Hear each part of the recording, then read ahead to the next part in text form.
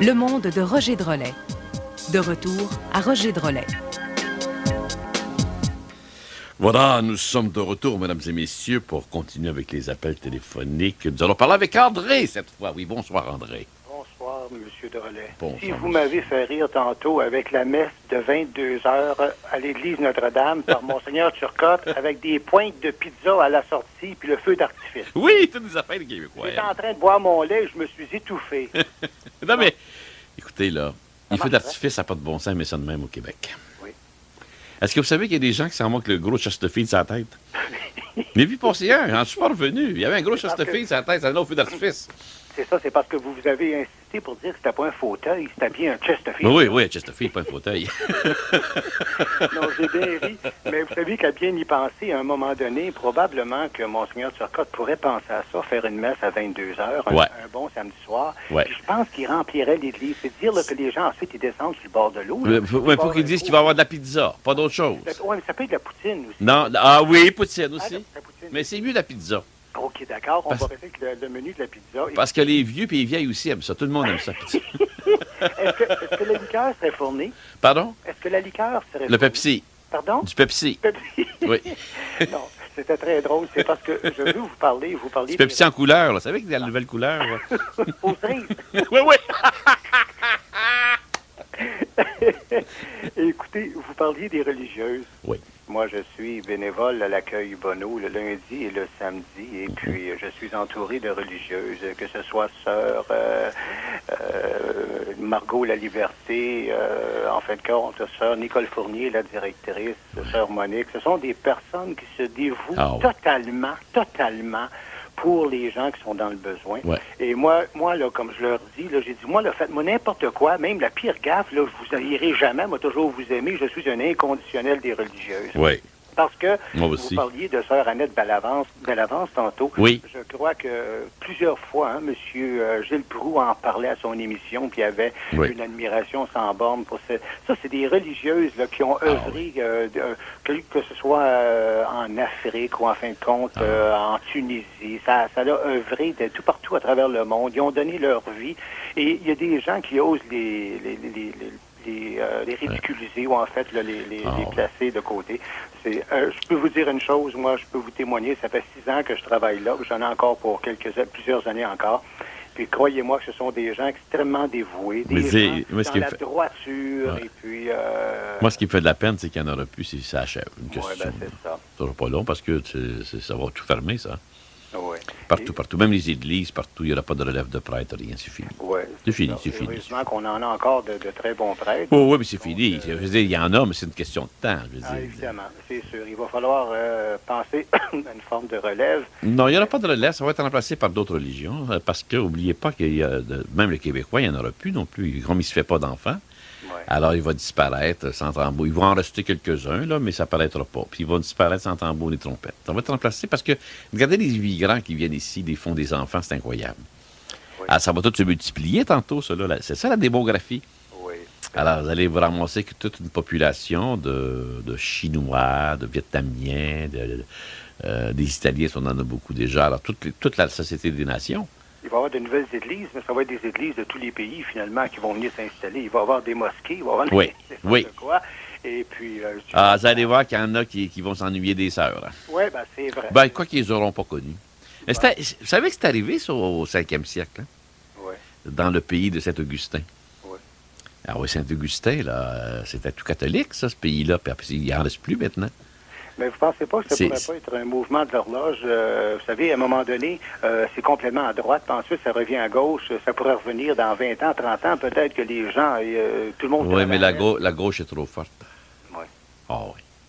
Mais ce qui est drôle, c'est que... La gauche est tellement forte. Ça va prendre peut-être 200 ans avant s'il y a un grand changement à se faire, ou en moins d'un tremblement de terre, ou une grosse crise économique. Écoutez, moi, Une tragédie, une grosse crise économique. Oui. Là, on peut changer de mentalité. Moi, j'ai vu ça le 11 septembre. Il y a des gens qui ne nous parlaient pas. Là, d'un coup, ils sont mis à nous parler. Là, après le 11 septembre, les jours qui ont suivi, là, ils étaient ébranlés de ce qu'ils venaient de voir. Ils ne pouvaient pas s'imaginer que ça pouvait Non, arriver. on va vivre d'autres choses parce qu'on revient jamais, on ne revivra jamais comme dans le passé. C'est fini, ça. Non. D'ailleurs, on est sur la Terre pour croître. Hein.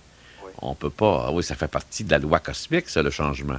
Oui. On ne peut jamais vivre comme dans les années 50, 60 ou 80 ou même le... Non, le changement est une loi du cosmos. On va vivre d'autres choses. Oui. Mais en tout cas, s'il y a un remplacement quelconque, il faut que ce soit l'équivalent, mais je ne suis pas sûr de retrouver ça facilement. Oui.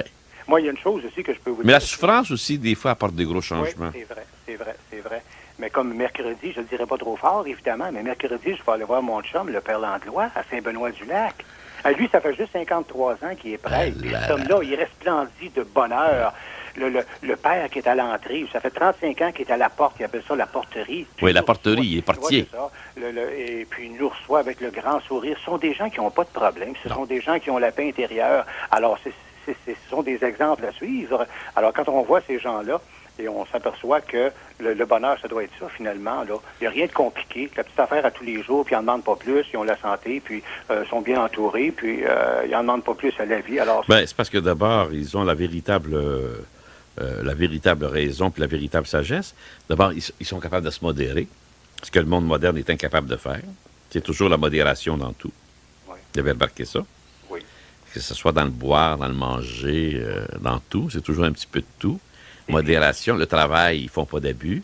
Et puis, ils veulent pas sortir de là, hein? Non. Parce que mon ami Yves, lorsqu'il est sorti l'année dernière, il dit, j'étais dans la région de la rue Sainte-Catherine, là, et puis j'avais comme une chape de plomb sur le dos. J'avais hâte de rentrer. Vous savez que le moine ne mange pas, pour le plaisir, hein?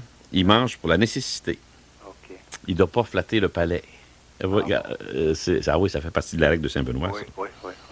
Malgré que de temps en temps, quand il mange un chocolat, il doit trouver ça bon.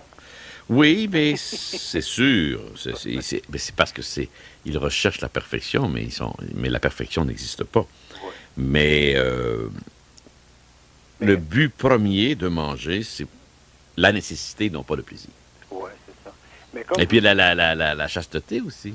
Oui. C'est pas facile pour un homme, ça, dans le monde d'aujourd'hui. C'est vrai. Mais comme vous dites si bien, c'est pour ça d'abord que j'écoute votre émission tous les dimanches soirs. C'est pas assez long, là, mais en tout cas. Il faudrait que je parle à mon ami Sylvain là-dessus. Là. Et puis... Sylvain? Non, pas de grand boss. Ah. Non, ce qui arrive, c'est que, comme vous dites si bien, des fois, je sors avec mon épouse, j'ai dit, bon, ben écoute, on va se promener sur Saint-Denis, là. Mets ton sarrau. Mets ton sarrau blanc.